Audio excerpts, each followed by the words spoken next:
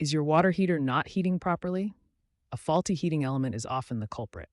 Before we begin any repair work, proper diagnosis and preparation are essential for both safety and success. First, confirm that your heating element is the problem. Signs include no hot water, slow heating, or inconsistent temperatures. Check your water heater's label to note the voltage, wattage, and element type. You'll need this information later. Safety is absolutely paramount when working with water heaters. First, turn off the power at the circuit breaker. Next, shut off the water supply. Most importantly, use a non-contact circuit tester to verify the power is completely off before touching any wires or components. Next, you'll need to drain the water heater tank. Connect a garden hose to the drain valve at the bottom of the tank and run it to a floor drain or outside. Open a hot water faucet somewhere in your home to relieve pressure and help the tank drain faster.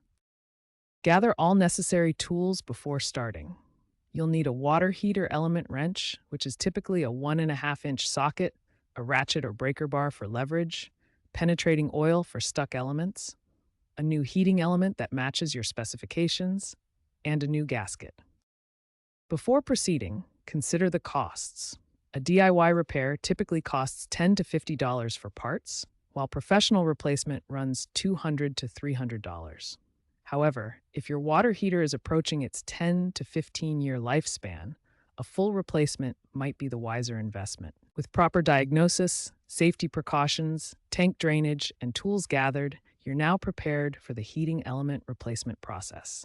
Remember, safety first, and don't hesitate to call a professional if you're uncomfortable with any step.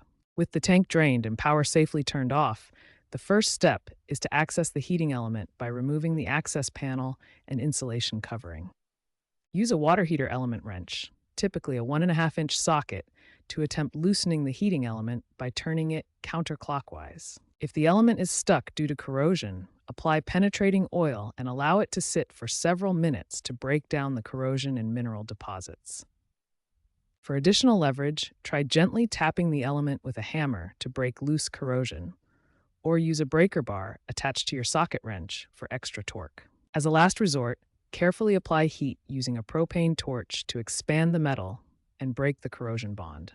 Exercise extreme caution when using this method. Once the old element is removed, apply pipe joint compound to the new gasket, then screw in the new heating element and tighten it securely to prevent leaks. Reconnect the electrical wires to the new heating element, ensuring all connections are tight and secure. Follow the wiring diagram for proper 240-volt connections. Close the drain valve and turn on the water supply to refill the tank. Check for leaks around the new element. Once confirmed leak-free, restore power at the circuit breaker and set the thermostat to 120 degrees Fahrenheit for optimal safety and energy efficiency.